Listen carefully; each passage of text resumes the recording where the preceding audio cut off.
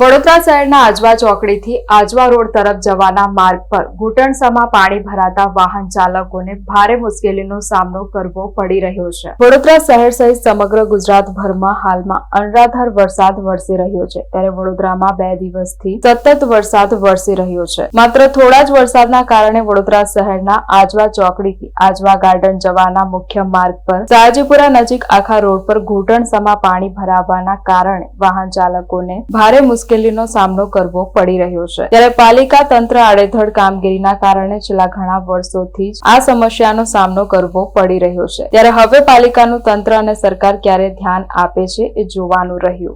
ભારત આઝાદ થયા પછી 72-75 વર્ષ થવા આવ્યા, પણ આ વિસ્તારમાં કોઈ જ વિકાસ નહીં। નથી ડ્રેનેજ લાઇટ, નથી સ્ટ્રીટ લાઇટ, નથી પાણીની વ્યવસ્થા, નથી રોડની વ્યવસ્થા કે ગટર લાઈન નથી। વરસાદી કાંસ તો છે જ નહીં, તમને દેખાઈ રહ્યો છે।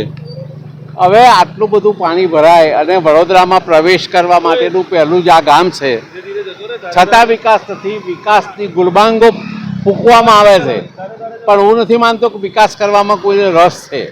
અમે સરકારી, અર્ધ સરકારી, ચૂંટાયેલા, વગર ચૂંટાયેલા અને સરકારી ઓફિસરો આ બધામાં છેલ્લા 6 વર્ષથી ખૂબ રજૂઆત કરીએ છીએ, પરંતુ એનો કોઈ નિકાલ આવતો નથી, કારણ કે નિકાલ લાવવામાં કોઈને રસ નથી।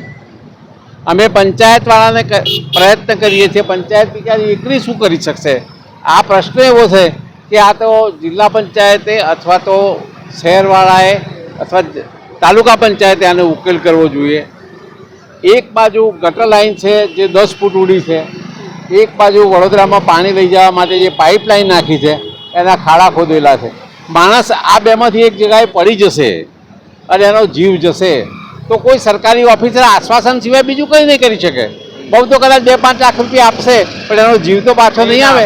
અથવા ગરીબ માણસ તો કોઈ છોકરો ગયો હશે એ તો પાછો નહીં આવે ને, તો એમની આંખો કેમ નથી ઉઘડતી? એમની આંખો ઉગાડવી જરૂરી છે, નહીં તો અમે બીજા રસ્તા અપનાવી શકીશું। પણ 6 વર્ષથી અમે રાહ જોઈને બેઠા છીએ, એ રાહ હવે જોવાય એમ નથી। વહેલી તકે આનો નિકાલ લાવો।